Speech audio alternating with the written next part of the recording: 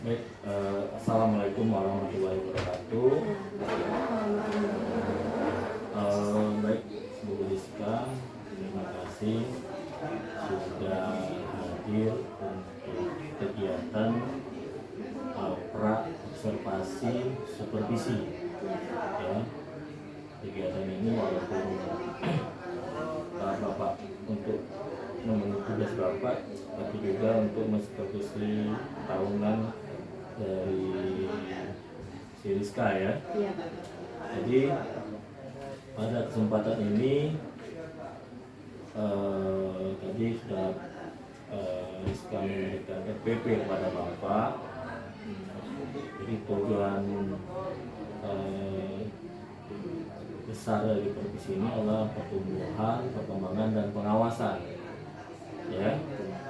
Nah, dari supervisi ini mungkin Rizka mau cerita rencana dari Rizka dalam membuat RPP. Jadi dalam membuat RPP ini kan Kak, pastinya di dalamnya kan ada nanti rencana apa sih yang akan langkah-langkahnya yang akan kita ajarkan ke peserta didik. Pertama kan harus ada biasanya pendahuluan, terus intinya, penutup, terus metode yang akan dipakai seperti apa. Jadi ada pendahuluan ya. Iya. Terus nanti kegiatannya tuh ada berapa kegiatan dari yang sudah direncanakan oleh Rizka? Jadi nanti rencananya pasti akan ada diskusi dan tanya jawab untuk merangsang pemikiran anak dalam materi yang akan disampaikan pembelajaran saat itu. Baik, Bu Rizka, tujuan dari pembelajarannya apa, Bu Rizka? Untuk materi yang terkait akan disampaikan. Jadi nantinya akan membahas tentang materi ketenagakerjaan, masalah ketenagakerjaan. Jadi materinya nanti yang akan disampaikan tentang istilah kayak tenaga kerja, angkatan kerja, terus jenis-jenis tenaga kerja itu apa aja, dan masalah ketenaga kerjaan di Indonesia itu apa aja. Akan disampaikan ke muridnya nanti. Jadi tujuan belajarnya tercantum ya di sini ya, di EPP ya, memahami pengertian tenaga kerja, memahami jenis-jenis tenaga kerja dan menganalisis masalah ketenaga kerjaan. Terus kompetisi guru yang ingin dikembangkan oleh Rizka apa? Kompetisi guru itu kan ada pedagogik, ada kepribadian, ada sosial, ada profesional. Nah, yang ingin dikembangkan oleh Rizka di NPP-nya apa? Jadi yang ingin Rizka kembangkan ke pedagogiknya, ke pengetahuan peserta didiknya. Pedagogik ya, peserta didik ya. Terus pendekatan atau metode atau model pembelajaran yang digunakan apa Rizka? Nanti kan discovery learning. Nah, pastinya ada ceramah, terus diskusi, nanti dibagi kelompok, dan setiap kelompok itu dikasih LKPD atau lembar peserta didiknya untuk mereka diskusikan. Nah, nanti setelah itu mereka dipresentasikan hasil dari diskusinya. Terus setelah mereka presentasi, balik lagi ke peserta didik, ada yang ingin ditanyakan tentang hasil diskusi dari kelompoknya atau tidak. Nah, kembali lagi ke pertanyaan awal tadi, kompetisi yang ingin dikembangkan tadi kan Rizka bilang pedagogik nih ya. Terus secara fisik yang diobservasinya itu apa? Kayak ke muridnya kan. Ke muridnya ya. Karena bukan sih, tapi ada salah satu pasti di setiap kelas itu kan ada yang memang anaknya udah pinter kayak gitu Pak. Terus ada juga yang kadang cuek dalam pelajaran, ada juga yang udah bilang udah pusing duluan nih sama pembelajarannya. Jadi nanti seperti kayak diskusi kan, bisa ada yang lumayan sih, maksudnya udah pintar, nanti merangkul nih yang belum paham, diajarin kayak gitu, diskusiin ini masalahnya kayak gini, nanti solusinya gimana.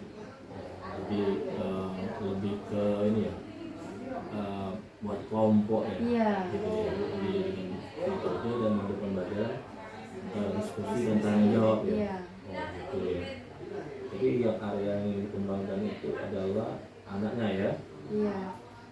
Terus media yang digunakan oleh si Rizka apa kalau untuk pembelajaran Medianya masih pakai PowerPoint. PowerPoint ya. Ya, itu kan pasti kan di awal ada persepsi gitu kan Pak. Nanya dulu nih pembelajaran kemarin, terus ada misalnya menampilkan gambar, terus biar anak-anak mengamati gambar tersebut, kira-kira gambar tersebut apa sih kaitannya dengan materi yang akan kita bahas pada pelajaran hari ini gitu. Oke. Jadi pembelajarannya lomba TKPD ya. Pakai LKPD. Terus tadi udah di awal tadi bilang dengan Rizka kegiatan pembelajarannya ya. Jadi langkah-langkah pembelajaran. Langkah-langkah pembelajarannya tadi bisa Bu Rizka runutkan ya. Langkah-langkah itu kan ada kegiatan pembuka, inti dan penutup. Dari kegiatan pembukanya gimana? Nah, jadi kan pertama pendahuluan pasti mengucap salam, terus terus berdoa dulu, Berdoa ya. absensi siswa dulu, mau tahu siapa yang nggak hadir hari ini. Terus tanya tadi Pak ke persepsinya tentang mengulang dulu materi sebelumnya yang disampaikan kemarin. Terus memotivasi dulu anak-anak. Terus habis itu memberikan tahu apa sih tujuan pembelajaran hari ini, apa sih yang kira-kira harus dicapai dalam pembelajaran hari ini. Nah, terus setelah itu lanjut ke intinya. Intinya apa? Intinya kan Rizka di sini menggambarkan dulu nih tentang ada slide nanti tentang tenaga kerja, angkatan kerja, terus tentang pekerjaan. Nanti siswa pasti kan ada bahan ajarnya Pak, seperti buku, paket, atau sumber lainnya. Nanti anak-anak disuruh membaca sebentar, terus kita lihat, kita tanya dulu siapa nih yang tahu kira-kira apa pengertian dari tenaga kerja, angkatan kerja tadi. Jadi ada tanya jawab dulu gitu. Setelah itu nanti dibuat kelompok. Diskusi tentang masalah ketenaga kerjaan tadi. Nah, terus setelah mereka berkelompok, Rizka kasih LKPD-nya, mereka diskusi. Terus setelah selesai diskusi kan presentasi wakil kelompoknya saja. Nah, terus setelah itu tanya jawab, kira-kira ada yang kurang paham belum nih? Kalau kurang paham boleh ditanyakan sama kelompok yang presentasi, atau ada yang beda pendapat kayak gitu kan Kak. Terus setelah itu kegiatan penutupnya nanti menyimpulkan dari materi hari ini misalnya gitu Pak. Kira-kira ada nggak yang mau menyimpulkan, karena kan tadi harus ada pencapaian kan Pak di dalam pembelajaran. Nah, dalam kita mengetahui kira-kira berhasil nggak sih pembelajaran hari ini kan, kira-kira anak itu harus bukan harus, seenggaknya anak-anak itu memahami materi tentang tadi kan dari kesimpulannya. Terus setelah itu penutup, doa. Dari pembuka ya, terus ada inti, ada penutup. Tapi Bapak enggak dengar tuh Rizka apa enggak memulai suatu penyemangat bagi siswa untuk belajar, misalnya kayak ice breaking kayak gitu kan, mungkin bisa disebutkan ice breaking apalah untuk sebelum mulai belajar biar anaknya semangat ya itu ya. Yang bisa dimasukkan di pembuka ya. Terus tadi kan sudah dijelaskan oleh si Rizka tentang kegiatan nih. Tadi dari awal itu Rizka juga cerita bahwa ada anak apa ya? Yang kadang yang cuek, kadang yang udah bilang nggak paham duluan gitu. Itu kira-kira strategi apa yang digunakan Rizka supaya anak yang merasa cuek terus merasa sudah tidak ada semangat terlebih dulu untuk supaya mereka ikut nimbrung nih ke pelajaran Rizka? Nah, jadi strategi yang akan Rizka berikan itu seperti pendekatan Pak. pendekatan dulu ke anak gitu. Kira-kira ditanya dulu masalahnya apa, kok nggak semangat belajar misal, atau cuek-cuek aja kayak gitu. Kadang anak-anak itu mikir kayak misal kayak ekonomi kan, ekonomi itu pasti hitung-hitungan, jadi udah malas, udah nggak paham karena dia itu udah pusing duluan tentang perhitungan gitu. Setelah itu caranya kayak diberi pengertian kayak sebenarnya ekonomi itu nggak susah banget kok gitu.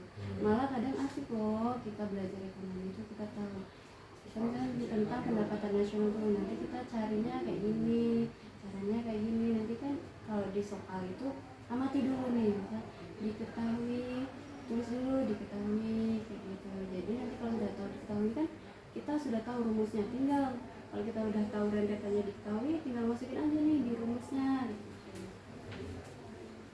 Terus itu pendekatan kan. itu pendekatan namanya, jadi dirumuskan masalahnya ya, atau didekati, terus dikasih motivasi juga motivasi sih. dulu ya. Oke. Terus tadi di rangkaian yang disampaikan Rizka tadi ada di akhir anak itu disuruh untuk menyimpulkan ya, artinya merefleksi pelajaran yang sudah ya. Jadi kegiatan merefleksi ya. Iya. Baik, dari penilaian guru ya, penilaian guru ya, sebagai pengembangan penilaian guru. Jadi kan sudah disebutkan oleh Rizka tentang pedagogik ya. Nah, andai Rizka menilai diri Rizka sebagai guru di SMA Negeri Rodadi ini dan sebagai pemimpin kelas di kelas berapa? 11 IPS 4. 11 IPS 4. Berapa nilai diri Rizka kalau misalnya sudah menjadi seorang guru nih? Kalau Pak kan kalau misalnya materinya mudah, Bapak punya oh ini saya bisa dapatnya nilai 90 ya sudah berarti. Tapi kalau nilai susah, masih 70. Nah, Rizka kira-kira ringnya berapa? Kalau Rizka sih 6 atau 7 lah Pak. 6 atau 7 ya. Kenapa enggak 80 atau 90 ya? Karena Enggak pede ya? Karena kadang masih juga perlu bimbingan sih. Bimbingan dari guru lain gitu. Terus sebelum memulai belajar, apakah Rizka sering memberikan umpan balik? Sebelum Jadi kan kayak Pak ya, kalau misalnya belum belajar itu biasa saya Bapak mau WA anak nih, nak tolong ditanggapin nih materi kita ini. Suruh Mbak bertanya masing-masing satu aja ya. Kira-kira pernah Rizka melakukan itu? kalau Rizka sih lebih ke misal WA dulu. Nah, besok kita belajar materi misal ketenaga kerjaan. Nah, di rumah kalian harus belajar memahami dulu nih kira-kira tentang ketenaga kerjaan itu apa. Terus kayaknya ini sudah semua ya Rizka ya, dari semua yang dari PVP-nya juga udah bagus ya. Terus yang terakhir penilaian, teknik penilaian yang digunakan Rizka dalam pertemuan kali ini apa? Pastinya nanti penilaiannya ada tertulis, terus kayak tanya jawab itu kan juga bisa kayak keterampilan anak-anak gitu kan. Kira-kira anak-anak ini siapa aja sih yang maksudnya kayak siapa aja yang sering bertanya atau sering menanggapi dari pertanyaan teman-temannya gitu. Jadi ada teknik penilaian sikap, pengetahuan, keterampilan untuk penilaiannya. Iya. Terus untuk penilaian ada observasi, tes tertulis dan unjuk kerja ya. Terus yang terakhir nih Rizka, harapan atau capaian dari kegiatan observasi ini apa harapan Rizka? Dari observasi dalam kegiatan kita supervisi ini apa harapan Rizka? Yang pastinya untuk diri Rizka sendiri ya Pak, karena itu di Rizka masih ngerasa emang belum banyak pengalaman dalam mengajar. Jadi otomatis Rizka pengennya dibimbing terus nih. biar insya Allah kedepannya pasti lebih baik. Kayak dia Rizka ya, dari runutan tadi yang sudah Bapak perhatikan bahwa tujuan belajar, terus area pengembangan yang hendak dicapai oleh Rizka, terus strategi khusus nih untuk siswa-siswa yang mungkin kalau anak IPS itu kan banyak yang nggak pede ya, Iya, nggak pede ya.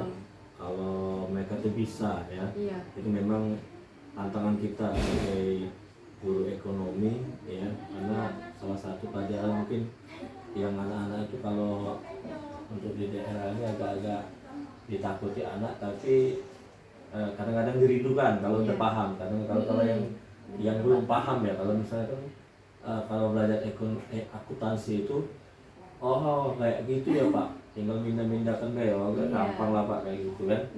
Mudah-mudahan ya. Yang terakhir saya ini, jadi untuk observasi nih maunya hari apa? Jadwalnya hari apa ada? Hari Rabu sama Kamis. Kamis ya, Rabu, Kamis ya. Iya, Jadi kita jumpa lagi hari Rabu ya. iya. Jam berapa itu? Rabu jam ke-23. Jam kedua, tiga kelas Kelas